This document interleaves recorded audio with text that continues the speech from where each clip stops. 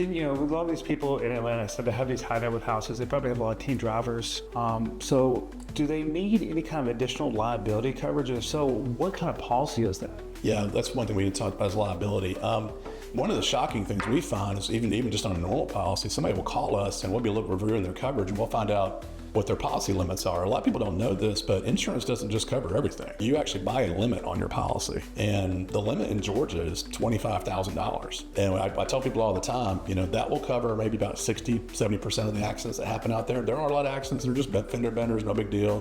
But if you've got a lot of assets and you hit that limit, if it goes over that limit, now you owe it, and they'll come after all your things, your possessions, all that. So we definitely recommend people have at least $250,000 of coverage, and for the high value people, they really need an umbrella policy on top of that. And what an umbrella policy is, it will throw at least $1 million.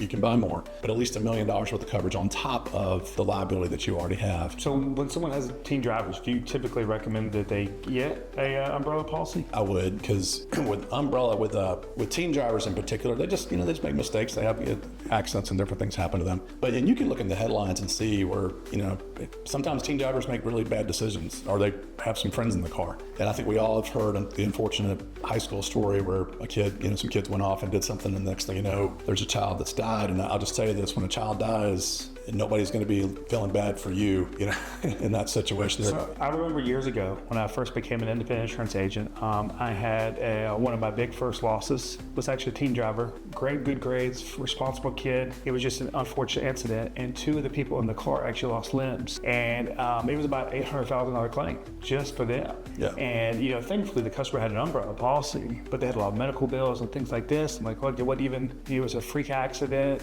The kid's a really good driver. Risk was really good. So the carrier did a good job of underwriting. It just, sometimes these kinds of things happen. I remember 2 weeks after I got my license, I flipped my car 4 times and drove it home. The roof did on my head, I had a concussion, no back windshield, no radiator. But yeah, sometimes these crazy things can happen with these kids. And you mentioned too, they happen a lot of times to, it's not the bad driver, it's a good driver. They just overcorrected or they saw something. A young driver can just be driving in the street, a dog or something runs out in the car. They just haven't been used to this. They flip that wheel really quickly. Next thing you know, it's tumbling over. Just like probably when they hydroplane in the rain. Like exactly.